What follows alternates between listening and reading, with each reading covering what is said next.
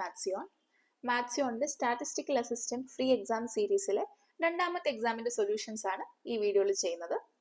Complex analysis എന്നുള്ള കുറച്ച് ചോദ്യങ്ങളാണ് ഈ ഒരു വീഡിയോയിൽ നമ്മൾ ചെയ്യാൻ ഉദ്ദേശിക്കുന്നത്. സോ ഫസ്റ്റ് ക്വസ്റ്റ്യൻ ഇതാണ്: F of Z equal to Z conjugate അല്ലെങ്കിൽ Z bar, this is differentiable or not differentiable.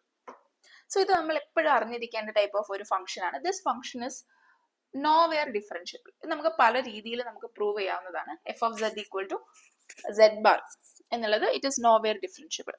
ഏറ്റവും എളുപ്പത്തിൽ നമുക്ക് കോഷി റീമാൻ ഇക്വേഷൻസ് വെച്ചിട്ട് തന്നെ ചെയ്യാൻ പറ്റും. So if z is equal to x plus i y, z bar എന്ന് പറയുന്നത് എക്സ് മൈനസ് ഐ വൈ ആയിരിക്കും. ഇതാണ് നമ്മുടെ f of x, f of z. F of z generally നമ്മൾ യു പ്ലസ് ഐ വി എന്നുള്ള ഫോമിലാണ് എഴുതാറ്.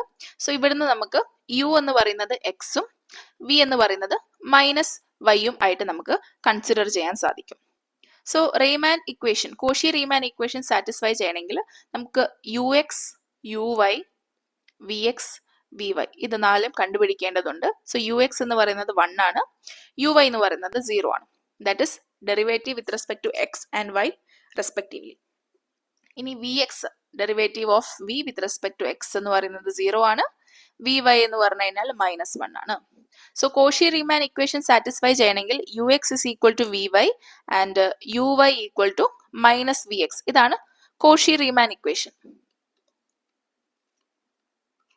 സോ ഇവിടെ നോക്കുവാണെങ്കിൽ U X is not equal to V Y. Here U X is not equal to V Y for any X or Y. ഏത് എക്സോ വൈയോ എടുത്തു കഴിഞ്ഞാലും നമുക്ക് U X equal to V Y ആക്കാൻ സാധിക്കില്ല. കാരണം 1 ഈക്വൽ ടു -1 എന്നാണ് നമ്മൾ ഇക്വേറ്റ് ചെയ്യാൻ ശ്രമിക്കുന്നത്, which is not possible. It is a contradiction. So for any X or y or for any z, this function is not differentiable. So f of Z equal to Z bar എന്ന് പറയുന്നത് it is nowhere differentiable. അതുകൊണ്ട് option D ആണ് ഇവിടെ correct ആണെന്ന് പറയുന്നത്. Next problem നോക്കാം. നമുക്ക് complex integration ആണ് ഈ ഒരു പ്രോബ്ലത്തിൽ ചോദിച്ചിട്ടുള്ളത്.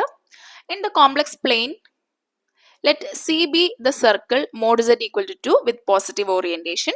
Then the integral over C d z by z minus 1 into z plus 3 whole square is. So ഈ ഇന്റഗ്രൽ കാണാൻ കോഷീസ് ഇന്റഗ്രൽ ഫോർമുല യൂസ് ചെയ്യാവുന്നതാണ്. നമ്മുടെ കർവ് എന്താണ്? Curve is the circle mod z equal to 2. So mod z equal to 2 എന്ന് പറഞ്ഞു കഴിഞ്ഞാൽ it is A circle with centre at origin and radius 2. So radius 2 ആണ്, centre 0ലാണ്. നമ്മുടെ ഈ function നമുക്ക് തന്നിട്ടുള്ള എഫ് ഓഫ് സെഡ് എന്ന് പറഞ്ഞു കഴിഞ്ഞാൽ 1 by z minus 1 into z plus 3 whole square എന്നുള്ളതാണ്. ഈ ഫംഗ്ഷന്റെ സിംഗുലാരിറ്റീസ് വരുന്നത് സെഡ് ഈക്വൽ ടു 1, -3 എന്നീ 2 പോയിന്റുകളിലാണ്. സോ സെഡ് ഈക്വൽ ടു 1 എന്ന് പറയുന്ന പോയിന്റ് നമ്മളുടെ ഈ കർവിനകത്തുള്ള പോയിന്റ് ആണ്.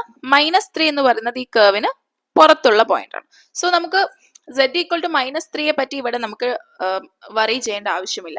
സെഡ് ഈക്വൽ ടു 1 എന്ന് പറയുന്ന സിംഗുലാരിറ്റി ഈ കർവിനകത്തുള്ളത് കൊണ്ട് നമുക്ക് കോഷി ഇന്റഗ്രൽ ഫോർമുല യൂസ് ചെയ്തിട്ട് ഇതിന്റെ ഇന്റഗ്രൽ വാല്യൂ കണ്ടുപിടിക്കാൻ പറ്റും.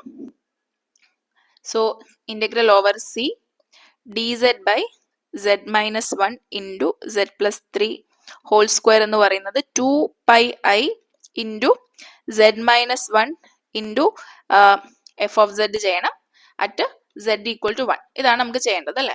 So this is equal to 2 pi i into z minus 1 കൊണ്ട് മൾട്ടിപ്ലൈ ചെയ്യുമ്പോൾ ബാക്കി 1 by z plus 3 whole square ആണ് അറ്റ് സെഡ് ഈക്വൽ ടു 1 ആണ് കണ്ടുപിടിക്കേണ്ടത്.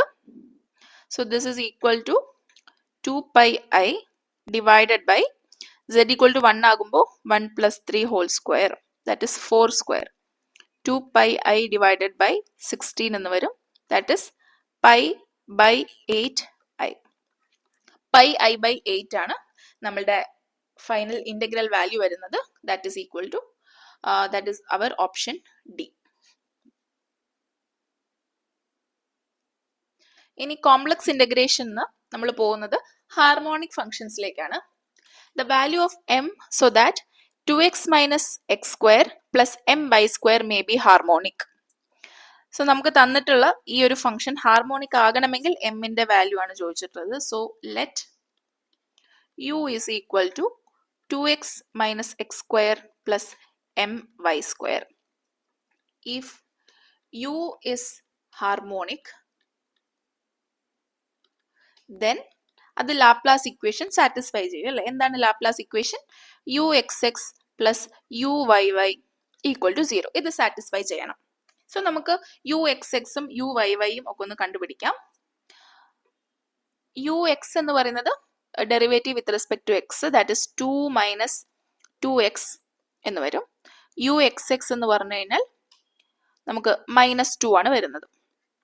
ഇനി യു വൈ ആണെങ്കിലോ, യു വൈ എന്ന് പറഞ്ഞാൽ നമുക്ക് 2my എന്ന് വരും. ആൻഡ് യു വൈ വൈ എന്ന് പറയുന്നത് 2m എന്നും വരും. ഇനി U X X plus U Y Y equal to 0 എന്നുള്ളതാണല്ലോ നമ്മുടെ ലാപ്ലാസ് ഇക്വേഷൻ. ഇതാണ് സാറ്റിസ്ഫൈ ചെയ്യേണ്ടത്. So therefore -2 plus 2m equal to 0.